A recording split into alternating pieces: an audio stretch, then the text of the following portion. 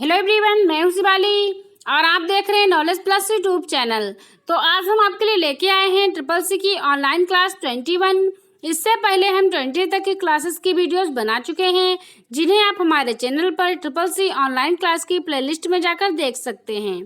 तो चलिए स्टार्ट करते हैं आज की क्लास। DOS डॉस की फुल फॉर्म होती है डिस्क ऑपरेटिंग सिस्टम। डॉस जो होता है वह एक पोर्टेबल ऑपरेटिंग सिस्टम है और जिसको चलाने के लिए किसी अन्य ऑपरेटिंग सिस्टम की आवश्यकता नहीं होती है। डॉस एक पोर्टेबल ऑपरेटिंग सिस्टम है और इसको चलाने के लिए किसी दूसरे ऑपरेटिंग सिस्टम की आवश्यकता नहीं होती है। यह कमांड लाइन यूजर इंटरफेस होने के कारण इस पर कार्य करना कठिन होता है। डॉस पर कार्य करना कठिन होता है क्योंकि इसमें किसी भी कार्य को करने के लिए कमांड टाइप करनी होती है। इसमें कोई भी कार्य कमांड लिखकर किया जाता है। यह सिंगल यूजर ऑपरेटिंग सिस्टम है। यह एक कैरेक्टर यूजर इंटरफेस होता है। कई बार एग्जाम में भी पूछा जाता है कि सिंगल यूजर ऑपरेटिंग सिस्टम या कैरेक्टर यूजर इंटरफेस कौन सा होता है, तो वो होता है डॉस। डॉस एक सिंगल यूजर ऑपरेटिंग सिस्टम है और कैरेक्टर यूजर इंटरफेस भी होता है। विंडो में भी डिस्क ऑपरेटिंग सिस्टम होता है जो कि सिस्टम को बूट करते समय रन करने लगते हैं और कुछ कमांड बाद में यूजर के निर्देश पर चलते हैं। डिस्क ऑपरेटिंग सिस्टम की विशेषताएं। डिस्क ऑपरेटिंग सिस्टम की कुछ विशेषताएं हैं जो यहाँ पर दी गई हैं। पहला है यह केस सेंसिटिव होता है। मतलब क्या है, डिस्क ऑपरेटिंग सिस्टम डॉस पर काम करते टाइम आप कैपिटल लेटर या स्मॉल लेटर दोनों को मिक्स करके भी लिखते हैं, फिर भी कोई फर्क नहीं पड़ता क्योंकि यह केस सेंसिटिव होता है, केस सेंसिटिव नहीं होता है। फाइलों के नाम 8 कैरेक्टर से अधिक के नहीं हो सकते। मतलब जब हम उसमें कोई फाइल बनाते हैं तो उस फाइल का नाम जो है वो 8 कैरेक्टर मतलब कि 8 अक्षरों से ज़्यादा अक्षरों का नहीं हो सकता। तीसरा है फाइलों के नाम के बीच स्पेस या खाली स्थान नहीं दिया जाता है। फाइलों का कोई नाम अगर हमने दिया है तो उसमें उस नाम के बीच में कोई स्पेस नहीं अलाउ होता है। अब है बूटिंग। कंप्यूटर सिस्टम के स्टार्ट होने की प्रक्रिया को बूटिंग कहते हैं। यह सभी पेरिफेरल इनपुट आउटपुट डिवाइसेस जो कि इससे जुड़ी होती हैं और सिस्टम के प्रोसेसर, मेमोरी आदि के फंक्शन को चेक करता है तथा ऑपरेटिंग सिस्टम को स्टार्टअप के दौरान मेन मेमोरी में लोड करता है। बूटिंग 2 प्रकार की होती है। पहला है कोल्ड बूटिंग और दूसरा है वार्म बूटिंग। कोल्ड बूटिंग क्या है? It is done by turning on the computer. मतलब कंप्यूटर को जब ऑन करते हैं तब कोल्ड बूटिंग की प्रक्रिया होती है। फिर है warm booting. It is implemented by the using control plus alt plus del keys. और क्या होता है कि वार्म बूटिंग का मतलब होता है कंप्यूटर को रिस्टार्ट करना। तो इसमें क्या है, इसकी प्रक्रिया control plus alt plus del keys, इन सब कीज के कॉम्बिनेशन को जो प्रेस करते हैं तो क्या है, वार्म बूटिंग होती है। या फिर इसकी जगह अल्ट प्लस F4 भी रिबूट के लिए यूज किया जाता है या फिर रिस्टार्ट के लिए यूज किया जाता है।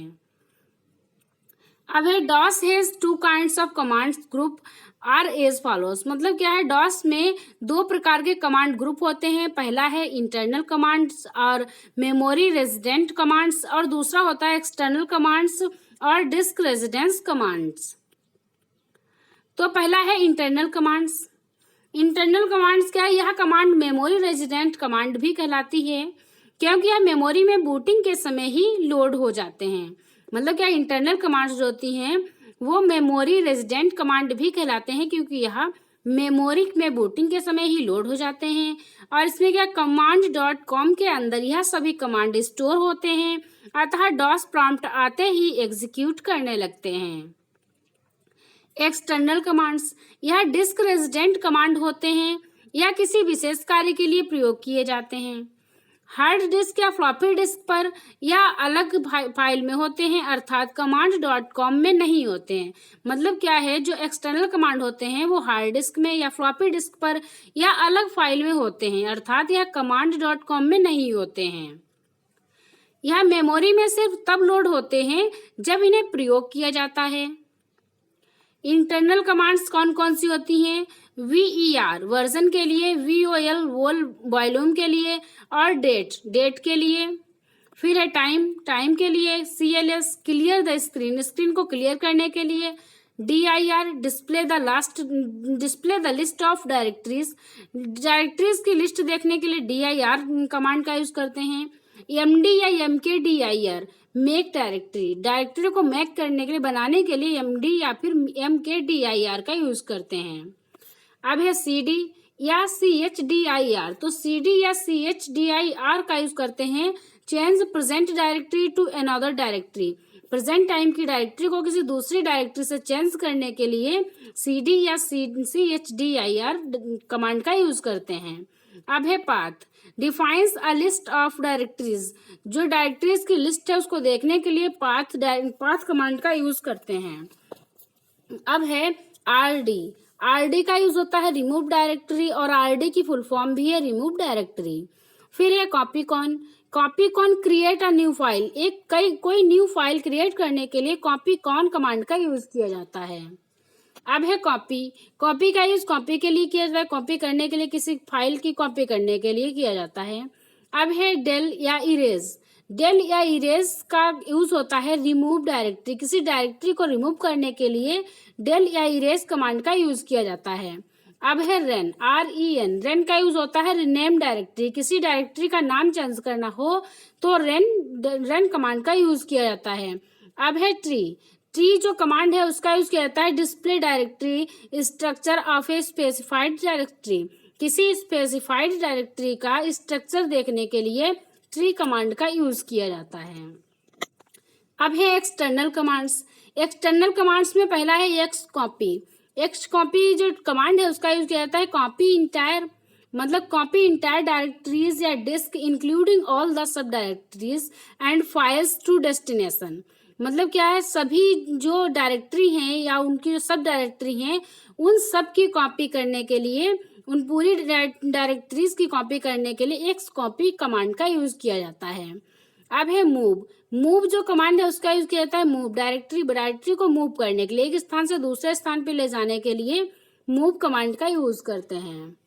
अब है मेम का यूज होता है display amount of total available memory, मतलब मेमोरी कितनी बची हुई है उसको देखने के लिए मेम कमांड का यूज किया जाता है। फिर है फाइंड का यूज फाइंड के लिए किया जाता है।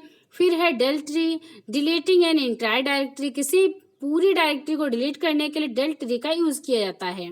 और एडिट कमांड का यूज एडिटिंग के लिए किया जाता है। तो यही थी आज की क्लास, आई होप आपको समझ आई होगी। तो डिस्कस कर लेते हैं आज के क्वेश्चंस के बारे में, एंड आई होप आप लोग हमें इन क्वेश्चंस के आंसर कमेंट में सेंड करेंगे। तो पहला क्वेश्चन है डॉस की फुल फॉर्म क्या है। दूसरा क्वेश्चन है डॉस की फाइल नेम में अधिकतम कितने कैरेक्टर हो सकते हैं।